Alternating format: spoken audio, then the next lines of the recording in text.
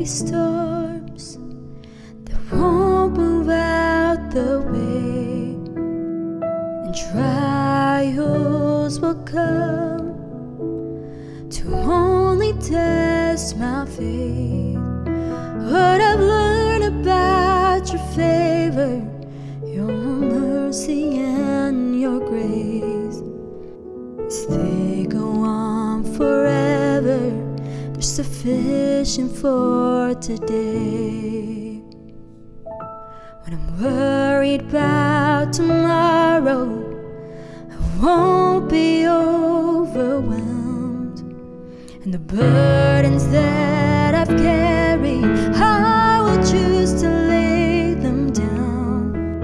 'Cause what I've learned about your favor, your mercy and your grace, as they go on forever, they're sufficient for today. Hallelujah, hallelujah,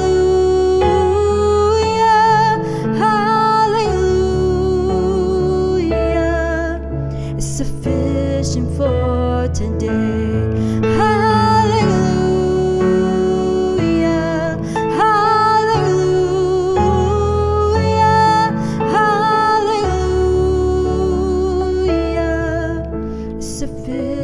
For today.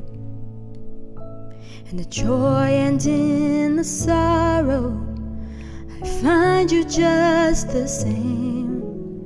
And behind my darkest mornings, there's a peace I can't explain. I'm so grateful for your favor, your mercy and your grace.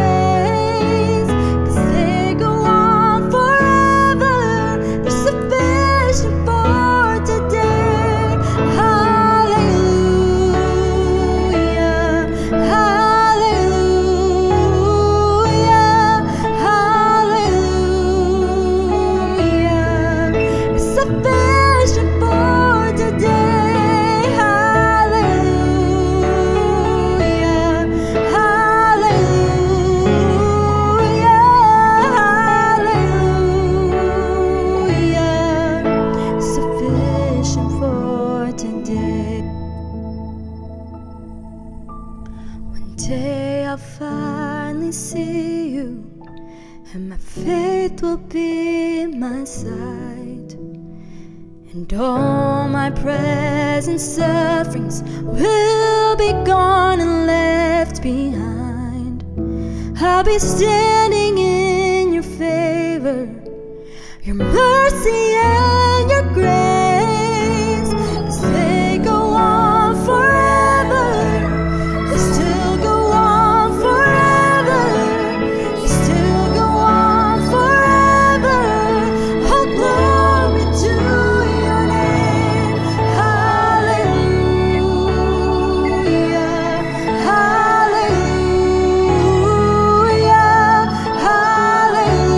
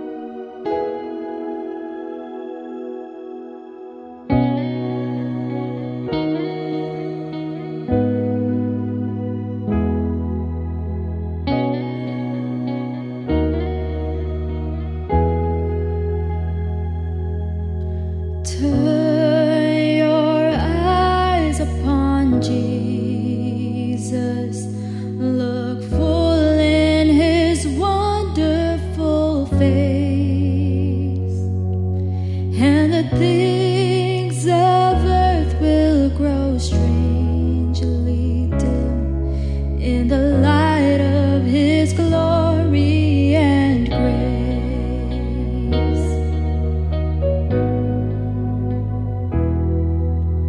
Turn your eyes to the hillside where justice and mercy embrace. There the Son of God gave His life for us, and our measureless debt was erased. Jesus, to You we lift our eyes.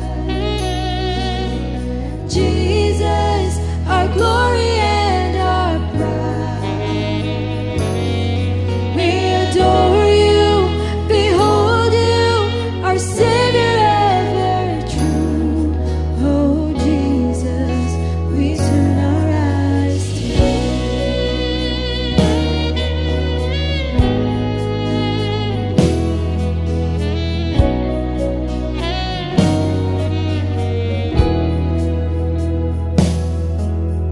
Turn your eyes to the moon and see Christ the Lion awake. What a glorious dawn! Fear of death is gone, for we carry His life in our veins. Jesus, to You we lift our eyes. Jesus, our glory and our pride. We adore You, behold You, our Savior ever true. Oh Jesus, we turn our eyes to You.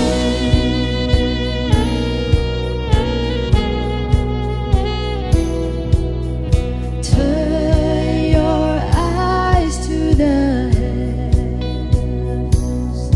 Our King will return for His own. Every knee will bow, every tongue will shout, all glory to Jesus alone. Jesus, to You we lift our eyes. Jesus, our glory and our pride.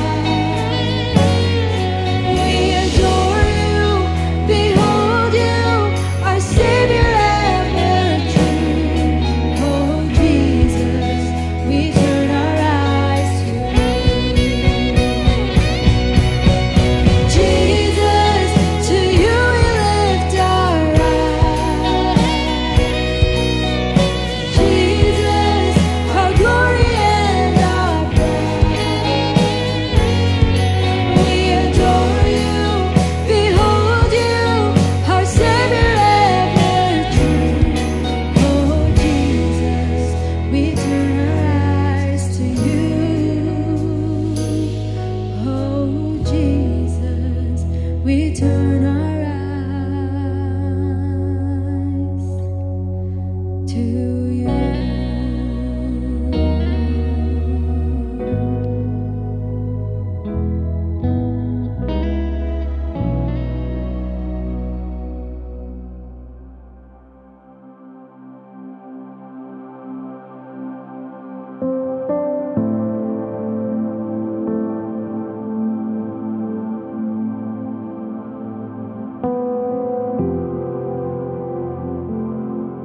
Salam Bapak Ibu semua, kita bersyukur kita masuk dalam bulan Juli minggu keempat. Kita masih melanjutkan seri tentang apa kata Alkitab tentang uang.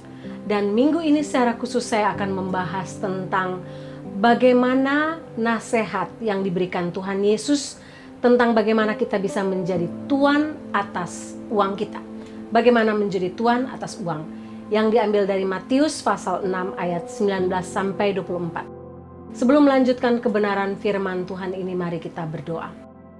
Bapa dalam surga, kami bersyukur karena Engkau memberikan gambaran, penjelasan, pengajaran yang jelas tentang bagaimana kami memakai uang yang Tuhan percayakan dalam hidup kami. Kami berdoa supaya kebenaran firman Tuhan hari ini memberkati kami semua, sebagaimana Dia telah lebih dahulu memberkati hamba secara pribadi. Berkatilah kebenaran firman Tuhan ini dari awal, pertengahan hingga akhirnya, dalam nama Tuhan Yesus. Amin. Bapak Ibu, saya ingat bicara tentang uang. Saya ingat waktu saya kecil, saya punya banyak sekali uang. Dan uang-uang itu saya sembunyikan di bawah kasur tempat tidur saya. Tiap kali pulang sekolah, atau dari gereja, atau dari main, dari mana saja, saya selalu pergi ke kamar tidur, ke tempat tidur di bawah kasur dan melihat, menghitung apakah jumlah uang yang saya miliki masih tetap sama. Satu kali saya pulang sekolah, saya cek jumlah uang saya dan saya menangis luar biasa histeris karena uang saya hilang semuanya. Mama saya datang dan katakan, "Kenapa kamu menangis?" "Uang saya hilang, Ma." "Berapa jumlah uang kamu?" Mama saya pikir, saya akan jawab, 25 sen, 50 sen. Saya katakan 100.000. "Hah? Banyak sekali uang kamu." "Iya, uang saya hilang semuanya." Waktu saya menangis keras itu, mama saya baru sadar bahwa yang sedang saya tangisi karena kehilangan itu adalah uang pembungkus permen. Bapak Ibu tahu zaman dulu kalau kita main, uang untuk barter itu adalah kertas permen. Karena zaman itu belum ada uang-uangan seperti sekarang dan sebagainya. Sehingga 40 tahun lalu itulah yang terjadi. Dan saya percaya tiap-tiap kita punya pengalaman yang lucu dan juga serius tentang kehilangan harta kita yang paling berharga. Harta yang selalu di mana hati kita ada pada harta itu. Siang malam kita memikirkannya. Nah Bapak Ibu, Tuhan Yesus tahu itu. Sehingga sekali lagi, pengajaran Tuhan Yesus tentang uang, 2/3 dari pengajaran Tuhan Yesus bicara secara gamblang, secara jelas tentang uang. Kecintaan akan uang tidak pandang umur. Tua, muda, miskin, kaya, orang berpendidikan, tidak berpendidikan, berstrata sosial apapun. Sehingga hanya ada 2 pilihan hidup ketika kita berbicara tentang uang. Uang menjadi tuan atas hidup kita, atau sebaliknya, kita menjadi tuan atas uang. Dan hari ini Tuhan Yesus menasehatkan kita bagaimana sebagai orang percaya, kita harus hidup di mana kita menjadi tuan atas uang kita. Dalam Matius 6 ayat 19-24, Tuhan Yesus memberikan tips, memberikan pengajaran, memberikan prinsip yang tepat bagaimana kita bisa menjadikan diri kita sebagai tuan atas uang kita. Karena itu Tuhan Yesus memberikan 2 gambaran yang bersifat kontradiksi untuk melihat dan mampu membuat kita melihat kebenaran, di mana kebenaran itu akan membawa kita untuk bisa mengambil sikap yang tepat terhadap uang, secara khusus menjadi tuan atas uang kita. Yang pertama, Tuhan Yesus membahas bahaya mengumpulkan harta duniawi. Dalam ayat 19-24 Tuhan Yesus menjelaskan ada 3 bahaya kalau kita memfokuskan diri kita, hati kita, kepada mengumpulkan harta duniawi. Yang pertama, Tuhan Yesus katakan bahaya yang pertama adalah harta duniawi bersifat sekejap. Ayat 19 kita baca. Janganlah kamu mengumpulkan harta di bumi. Di bumi ngengat dan karat merusakkannya dan pencuri membongkar serta mencurinya. Bapak Ibu, ini bukan sesuatu yang rahasia lagi, bukan? Semua harta yang kita miliki dalam dunia ini dapat habis dalam sekejap. Oleh karena pencuri, oleh karena api yang menghanguskan, oleh karena hilang, oleh karena ngengat, oleh karena karat, dan berbagai hal lain. Dan ini sekali lagi bukan rahasia, bukan berita baru. Kita semua tahu kebenaran ini. Karena itu Tuhan Yesus mengingatkan kita untuk tidak memfokuskan diri kita kepada mengumpulkan harta dunia ini. Karena itu sia-sia, itu sementara, itu sekejap. Tidak ada jaminan rasa aman bagi harta tersebut ketika kita mengumpulkannya. Karena sifatnya yang sementara dan sekejap itu. Beberapa waktu ini, akhir-akhir ini di Amerika khususnya orang-orang yang tinggal di lokasi-lokasi yang bagus, mereka yang punya toko emas, mereka hidup dalam ketakutan. Karena apa? Kapan saja, anytime, khususnya di California, orang datang, pencuri, perampok datang. Bukan di malam hari ketika orang tidur, ketika toko tutup. Tidak, Bapak Ibu. Tapi pencuri datang, merampok dan mencuri di siang hari. Dan mereka tidak bisa buat apa-apa selama pencurian itu di bawah $1.000. Nah, apa yang terjadi di Beverly Hills kemarin terhadap toko-toko emas di Calabasas, daerah-daerah yang mewah, daerah-daerah mahal. Bapak Ibu bisa lihat salah satu contohnya yang terjadi di Beverly Hills beberapa bulan lalu. 5 million raib dalam sekejap. Itulah harta duniawi. Tidak dapat kita andalkan kalau kita kumpulkan karena sifatnya sekejap. Yang kedua, Tuhan Yesus mengingatkan bahaya berikutnya adalah bahwa harta dunia dapat membutakan mata rohani kita. Ayat 22 dan ayat 23. Mata adalah pelita tubuh. Jika matamu baik, teranglah seluruh tubuhmu. Jika matamu jahat, gelaplah seluruh tubuhmu. Jadi jika terang yang ada padamu gelap, betapa gelapnya kegelapan itu. Bapak Ibu, ketika Tuhan Yesus bicara soal mengumpulkan harta dunia ini, Tuhan Yesus membandingkannya atau memparalelkannya dengan mata jasmani kita. Mata jasmani dan mata rohani. Kenapa Tuhan Yesus berbicara seperti itu? Memang ini mengandung prinsip yang sangat dalam. Bapak Ibu coba bayangkan pengalaman Bapak Ibu, saya nggak tahu dengan Bapak Ibu gimana, tapi pengalaman kita pada waktu kita jatuh cinta. Ketika kita jatuh cinta kepada orang yang bukan dari Tuhan untuk kita, cinta itu buta, membuat kita tidak dapat melihat kebenaran, sekalipun orang itu adalah orang yang salah, orang yang tidak tepat, orang yang kemudian dapat menjadi racun dalam hidup kita. Saya ingat saya pernah jatuh cinta pada waktu SMP, SMA dengan orang yang saya tahu tidak mungkin akan menjadi bagian hidup saya, karena tidak seiman. Tapi dalam hati saya bilang, Tuhan, kalau sampai dia jadian sama saya akan bawa dia menjadi orang percaya. Bapak Ibu, mengenang kembali masa-masa itu, tentu saya tertawa sendiri. Tidak mungkin saya melakukannya. Ada 1-2 yang bisa melakukannya, tapi saya tahu saya sendiri tidak mampu melakukannya. Cinta itu buta.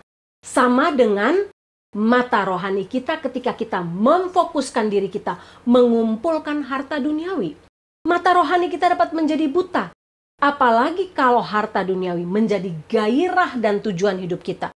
Maka mata rohani kita akan tertutup. Kita akan menjadi budak uang. Kita tidak dapat melihat kebenaran. Sama seperti orang yang jatuh cinta dengan orang yang toksik. Menjadi budak cinta ketika dia jatuh cinta dengan orang yang salah. Tidak dapat diingatkan. Bapak Ibu, ketika kita jatuh cinta atau mengumpulkan harta duniawi, memfokuskan hidup kita mengumpulkan harta duniawi, kita tidak dapat melihat diri kita hidup dalam keserakahan atau kepelitan. Tidak bisa, karena kita buta. Ketika kita mengumpulkan harta duniawi itu juga membutakan mata rohani kita daripada melihat betapa kayanya diri kita. Salah satu tantangan terbesar hidup di kota besar, secara khusus hidup di Amerika adalah kita tidak pernah merasa kita itu kaya. Karena apa? Selalu ada orang kaya di atas kita yang lebih kaya, dan lebih kaya lagi. Dan yang punya lebih banyak dari kita.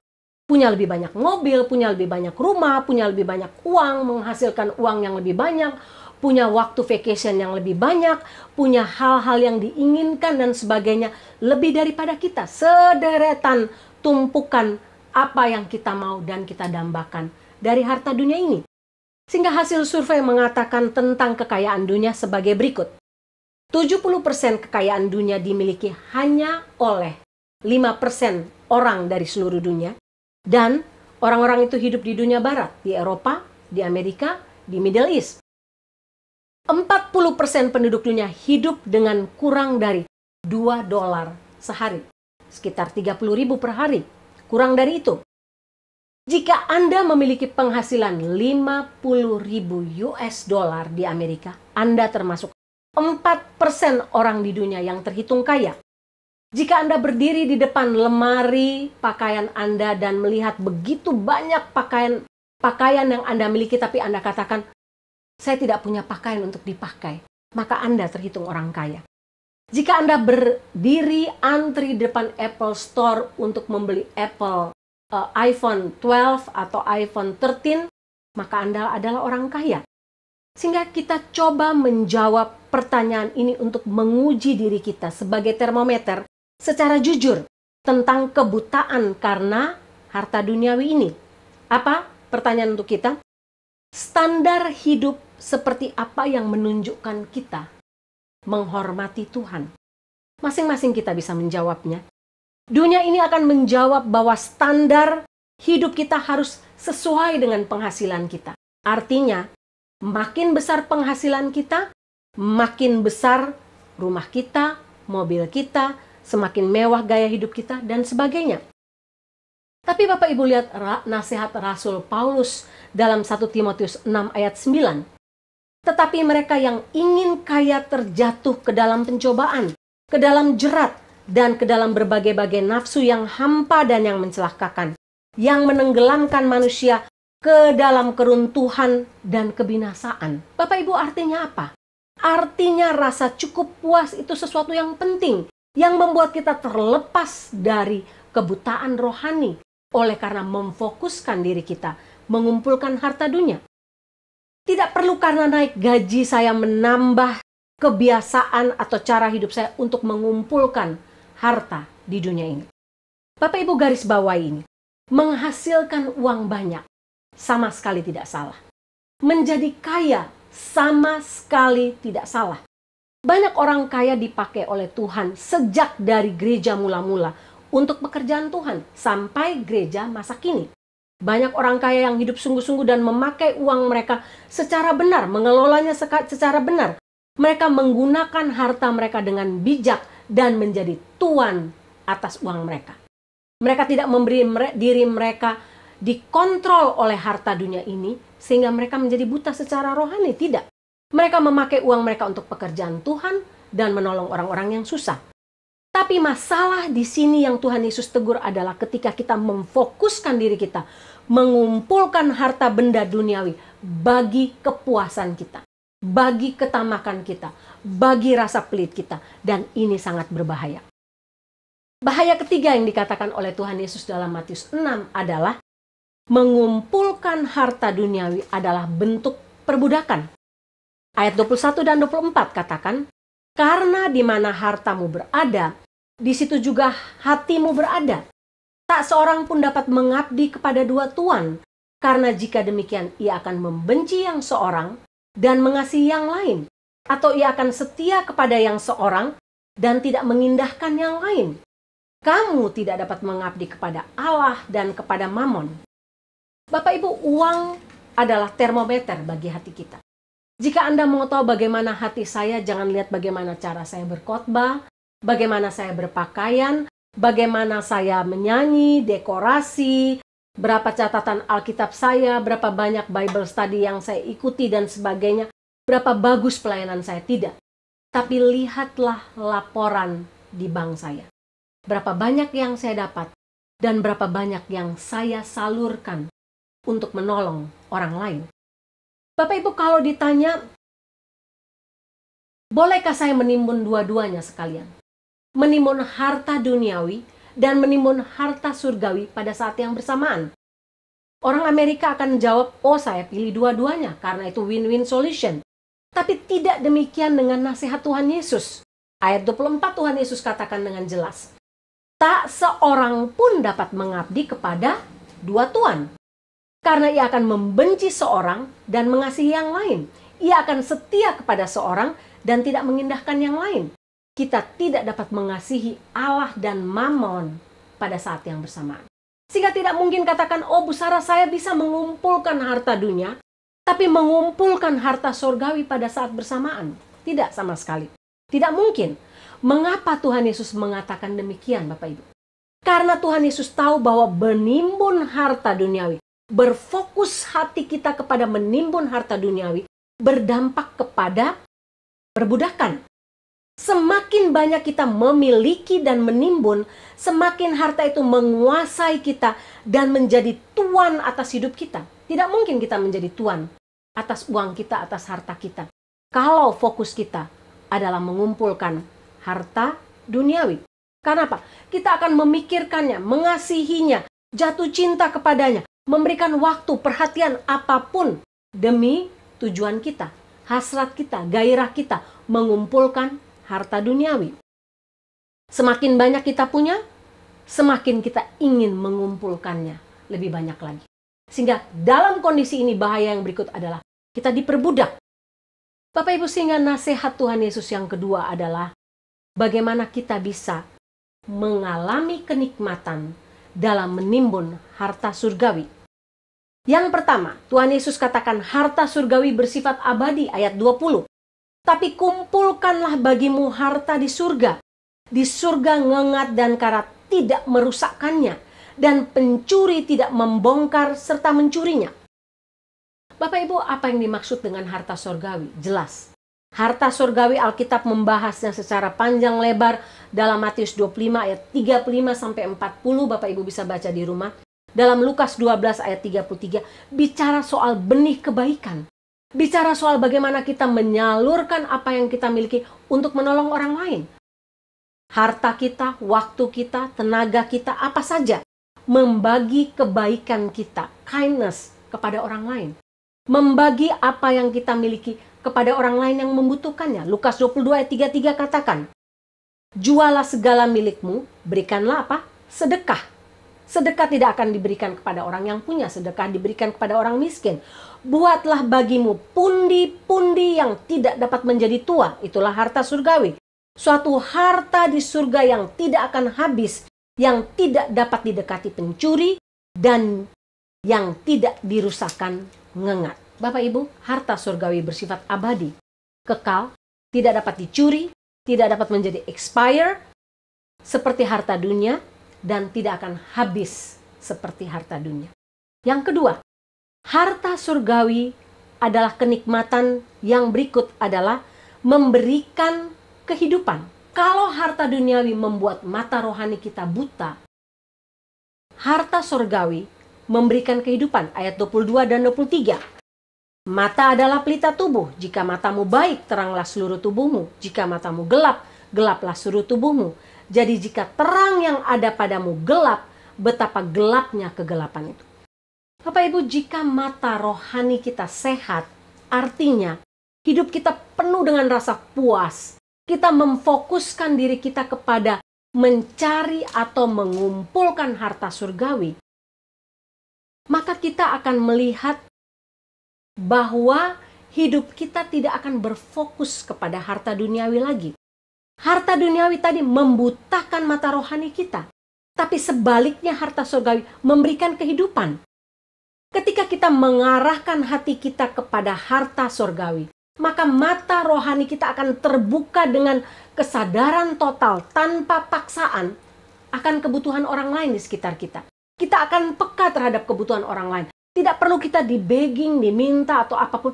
Kita akan peka dengan sendirinya ketika kita melihat orang lain sedang dalam kesusahan.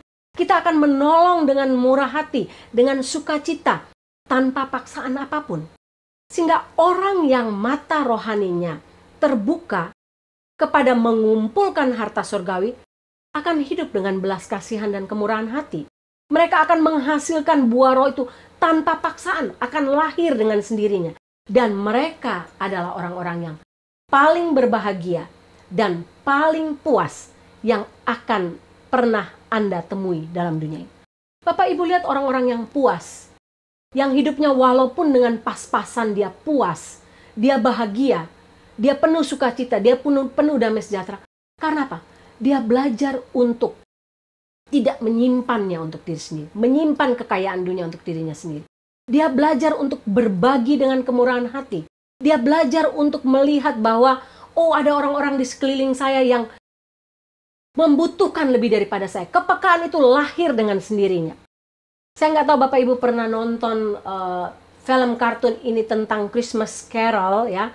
Sebuah story yang menceritakan tentang Ebenezer Scrooge yang terkenal sangat pelit. Dia laki-laki tua yang sangat kejam, sangat pelit. Saking pelitnya, biar musim dingin, winter sedingin apapun, dia tidak mau memasang tungku perapian. Pegawainya Bob Cratchit sampai menggigil oleh karena Paman Gober ini menolak untuk memasang tungku perapian untuk memanaskan tubuh. Satu kali dia dikunjungi oleh temannya yang sudah mati. Ini memang cerita kartun, tidak ada kunjungan hantu terhadap orang yang hidup, tapi hantu sahabatnya ini mengunjungi dia, namanya Jacob Marley. Marley kelihatannya tampak kuyu, pucat, dan benar-benar kusam. Lalu dia katakan, kenapa kamu kusam, kenapa kamu pucat, kamu layu?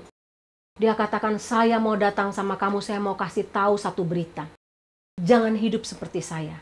Jangan hidup pelit seperti saya. Karena saya menderita di dunia akhirat. Saya menderita dalam api neraka oleh karena ternyata hidup saya sangat pelit. Saya tidak pernah menolong orang lain selama masa saya hidup dalam dunia ini. Saya akan memberikan kamu 3 kunjungan. Dan Marley mengirimkan 3 roh Christmas kepada sahabatnya ini supaya sahabatnya ini bisa berubah. Roh pertama yang dikirim adalah Christmas masa lalu. Dalam penampakan itu, Ebenezer Scrooge ini dibawa untuk melihat apa yang terjadi di masa lalu. Di mana dia punya seorang pacar yang bernama Belle, dan Belle ini memutuskan dia oleh karena Belle merasa bahwa dia mencintai harta dunianya lebih daripada pacarnya, sehingga dia diputuskan. Kemudian dibawa kepada Christmas masa sekarang, di mana dia melihat ada begitu banyak orang susah yang berteriak meminta pertolongan dari dia. Tapi dia menahan hartanya demi keserakahannya dan kepelitannya. Dia dibawa ke masa depan, Christmas masa depan. Dia melihat, dia dibawa ke kuburan, dia melihat ada seorang yang dikubur tanpa nama yang tidak diketahui namanya. Yang ketika penguburannya itu sangat mengenaskan. Karena apa? Tidak ada orang yang mau menguburkan dia. Orang tidak mau mengurus mayat dia. Orang-orang yang datang itu tidak mau menangis, malah marah karena mereka pernah berhutang kepada dia dan dia buat mereka secara kejam ketika mereka berhutang kepada dia. Dia menagihnya dengan kejam, menyiksa mereka karena tidak mampu untuk membayar hutangnya. Bukan itu saja. Acara kematian ini benar-benar menyedihkan karena teman-teman bisnisnya sibuk untuk menjual harta miliknya, lelang sana, lelang sini, dan sebagainya. Lalu dia begging kepada roh Christmas masa depan. Dia katakan, kasih tahu siapa orang ini. Siapa orang ini yang di dalam kubur. Sampai begitu mengenaskan penguburan dia. Roh Christmas masa depan katakan, itu kamu. Dia kaget lihat-lihat nama dia ada di grave. Tempat penguburan itu. Di makam tempat penguburan itu. Setelah menerima 3 penampakan itu dia berubah. Dia katakan, oh tidak, hidup saya sementara. Dia berubah menjadi seorang yang sangat-sangat murah hati. Dari seorang yang sangat pelit, sangat serakah, menjadi seorang yang murah hati. Dan dia katakan, hati saya penuh dengan sukacita. Belum pernah saya merasakan sukacita dan kegembiraan seperti itu sebelumnya. Bapak Ibu lihat, memang ini cerita kartun, tapi ada nilai moral yang dibawa dari dalamnya. Harta surgawi ketika kita pakai, harta duniawi ketika kita pakai dengan benar, untuk mengumpulkan harta surgawi akan memberikan kehidupan dan sukacita melimpah. Yang ketiga, harta surgawi membawa pembebasan, ayat 21-24. Karena di mana hartamu berada, di situ juga hatimu berada. Tak seorang pun dapat mengabdi kepada 2 tuan, karena jika demikian ia akan membenci yang seorang dan mengasihi yang lain, dan seterusnya. Ketika hati kita memutuskan untuk menginvestasikan harta kita di surga, maka hal itu dengan sendirinya akan menghancurkan kekuatan uang dan harta. Mengapa? Karena di mana harta kita berada, disitulah juga rasa aman kita. Ketika Tuhan Yesus yang menjadi pemilik hati kita, maka Ia sendirilah yang akan membebaskan kita dari tuntutan dunia ini seperti pikiran duniawi. Pikiran duniawi maksudnya saya harus punya rumah seperti ini, saya harus punya mobil seperti ini, saya harus tinggal di lingkungan seperti ini, saya harus sekolah setinggi ini, saya harus punya ini, itu, dan sebagainya. Kalau kita mau lebih dan lebih lagi mengikuti standar dunia ini, tanpa sadar kita diperbudak, dijerat, dipenjara oleh keinginan kita sendiri. Saya menutup bagian ini dengan memberikan cara bagaimana kita bisa menang dan menjadi tuan atas uang kita, serta bagaimana kita bisa memfokuskan hati kita kepada pengejaran harta surgawi. Bapak Ibu, setelah melihat dua sifat dan perbedaan hidup mengumpulkan harta duniawi dan hidup mengumpulkan harta surgawi, paling tidak dua hal ini akan menolong kita untuk bisa menang. Yang pertama, pandanglah Yesus sebagai harta, sebagai teladan, dan motivasi terbesar kita. Pikirkan tentang apa yang Yesus lakukan untuk kita, Bapak Ibu. Tuhan Yesus menyerahkan semua tahta surgawi, semua kemewahannya, semua kuasanya untuk datang ke bumi. Salib adalah lambang paling jelas tentang apa yang Yesus lakukan. Dia meninggalkan semuanya dan mati di atas kayu salib sebagai lambang kehinaan. Mengapa? Karena bagi Yesus, kita adalah harta paling berharga. Saking berharganya kita manusia, Dia rela menyerahkan segalanya demi kasihnya bagi kita. Sehingga inilah teladan dan motivasi terbesar kita untuk melakukan hal yang sama dengan jalan menjadikan Yesus sebagai harta terbesar kita. Seperti yang ditulis dalam 1 Petrus 2 ayat 9. Tetapi kamulah bangsa yang terpilih, imamat yang rajani, bangsa yang kudus, umat kepunyaan Allah sendiri. Bapak Ibu lihat, Dia adalah harta terbesar kita, sebagaimana Dia menjadikan kita harta terbesar kita. Satu quotes favorit saya yang saya kutip waktu Dara masih kecil adalah, kalau saya punya seluruh dunia ini, tanpa Yesus saya tidak punya apa-apa. Tapi kalau saya punya Yesus, walaupun saya tidak punya semua harta duniawi, saya punya semuanya. Dialah teladan kita, harta kita, motivasi terbesar kita dalam mengejar harta surgawi dan menjadi tuan atas uang kita. Bapak Ibu, yang kedua, investasikan harta duniawi yang Tuhan percayakan kepada kita bagi kekekalan. Bapak Ibu lihat, Tuhan Yesus memberikan dua cara dan dua pilihan dalam hidup kita. Yang pertama, kita dapat menginvestasikan dan mengumpulkan barang-barang dunia ini lebih banyak, dan lebih banyak lagi. Tapi yang kedua, kita dapat menginvestasikan harta surgawi dengan cara melakukan kebaikan, menolong orang miskin, memberikan harta duniawi yang kita punya bagi pekerjaan Tuhan atau bagi menolong orang lain. Semakin banyak kita menginvestasikan harta duniawi kita untuk mengumpulkan harta surgawi bagi kekekalan, maka ruang hati kita makin dimiliki oleh Tuhan. Itu berarti kita membuat diri kita menjadi tuan atas uang kita, atas harta duniawi kita, dan bukan sebaliknya. Gairah atau nafsu terhadap harta duniawi akan menghilang jika kita memfokuskan diri kita untuk menginvestasikan harta dunia kita bagi kekekalan. Karena itu saya suka sekali lagu Turn Your Eyes Upon Jesus. Look full is in His wonderful face. Kata-kata ini menarik. And the things of earth will grow strangely dim in the light of His glory and grace. Bapak Ibu, bukankah demikian? Ketika kita menginvestasikan harta duniawi kita bagi pekerjaan Tuhan, bagi kekekalan, maka keindahan gairah harta duniawi akan pelan-pelan hilang dan musnah. Cara praktis apa yang kita perlu lakukan dalam bagian kedua ini? Paling tidak ada 3 hal, ada banyak tapi saya catat hanya 3. Yang pertama adalah setia memberikan persepuluhan. Bapak Ibu, Tuhan Yesus tidak membutuhkan perpuluhan kita. Tapi ketika kita memberikan persepuluhan dengan kesetiaan, dengan sukarela di hadapan Tuhan, kita sedang berkata, Tuhan, aku mau menjadi tuan atas uang aku dan bukan sebaliknya.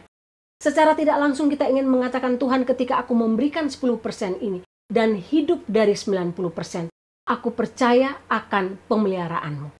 Yang kedua, membayar hutang.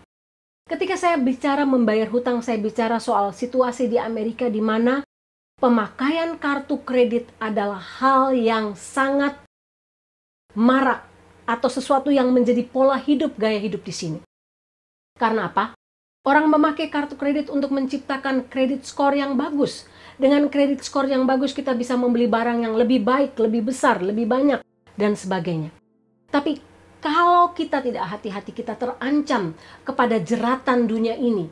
Kita akhirnya memikirkan untuk mengumpulkan harta dunia ini, memfokuskan, tapi kita lupa untuk membayar, melakukan tanggung jawab kita untuk membayarnya. Sehingga sebagai orang Kristen yang benar, kalau kita mau hidup bertanggung jawab terhadap uang kita mau menjadi tuan atas uang kita, maka bayarlah kartu kredit kita dengan penuh tanggung jawab di hadapan Tuhan.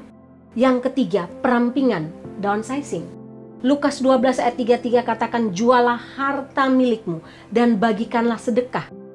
Buatlah bagimu pundi-pundi yang tidak dapat menjadi tua, suatu harta di surga yang tidak akan habis, yang tidak dapat didekati oleh pencuri, yang tidak dirusakkan oleh ngengat. Bapak Ibu, dengan kata lain, jualah hartamu dan bagikanlah kepada orang miskin. Saya ingat seorang teman saya, seorang hamba Tuhan, waktu kami masih tinggal di Indonesia.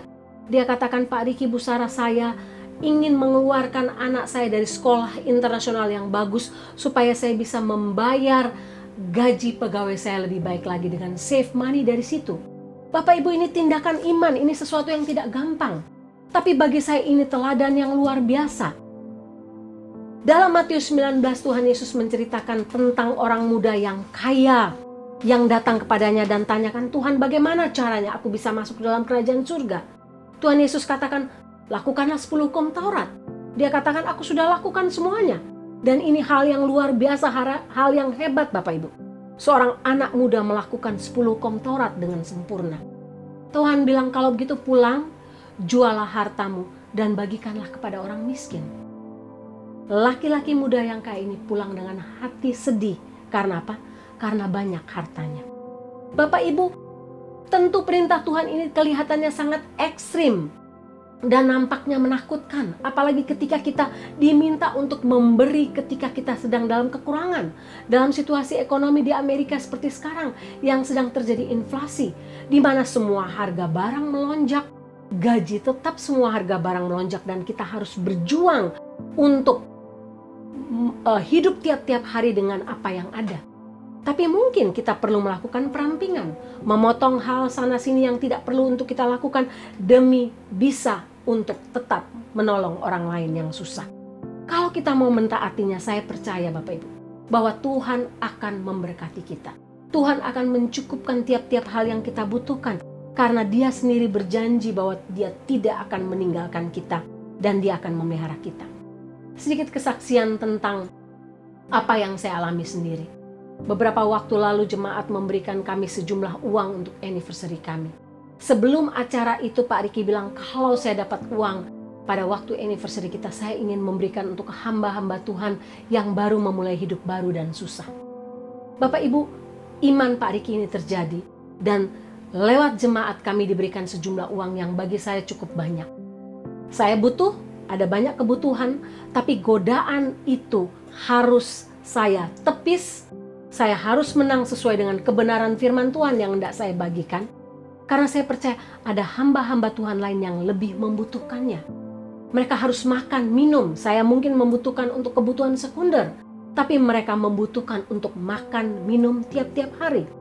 Bapak Ibu, saya teringat kisah Carolyn Davidson yang membuat logo Nike. Pada waktu itu dia dibayar hanya $35. Beberapa tahun kemudian ketika Nike menjadi perusahaan yang makin besar dan menghasilkan milian dolar, dia diberi 500 share dari company ini yang berharga $137 tahun 1983. Tapi sekarang jumlah 500 share-nya itu sudah menjadi $1 million. Jumlah yang sangat besar, tapi dimulai dari $35. Bapak Ibu, ketika kita memberi kecil, jangan pernah kecil hati. Karena apa? Kalau kita memberikannya dengan tulus untuk menolong orang lain, itu akan berlipat ganda dalam tabungan kerajaan surga kita.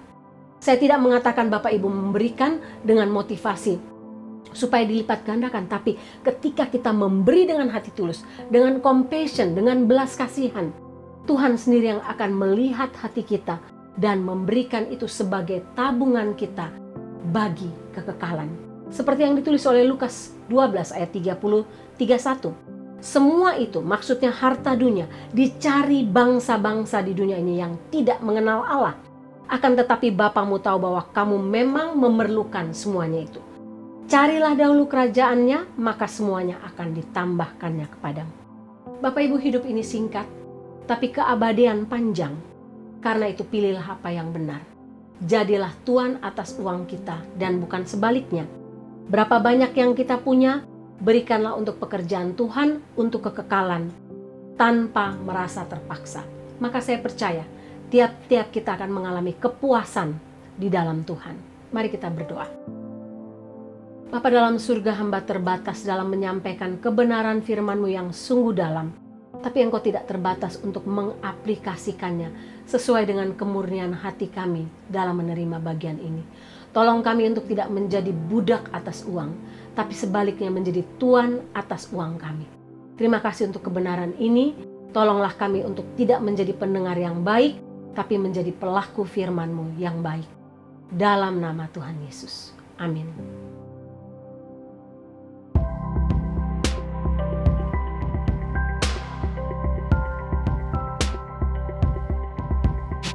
Bapak Ibu, saya berdoa supaya kebenaran firman Tuhan ini yang sudah jadi berkat untuk saya dapat menjadi berkat untuk Bapak Ibu semua.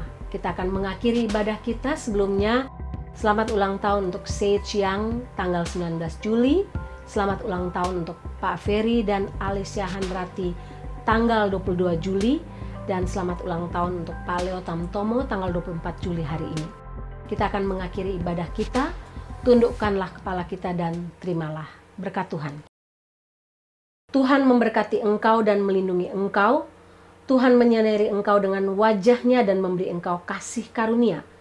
Tuhan menghadapkan wajah-Nya kepadamu dan memberi engkau damai sejahtera.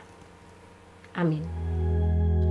Turn your eyes upon Jesus. Look full in His wonderful face. And the things of earth will grow strangely dim in the light of His glory and grace.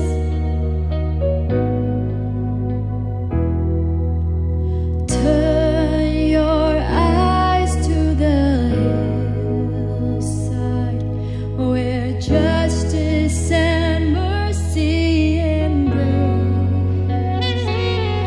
There the sun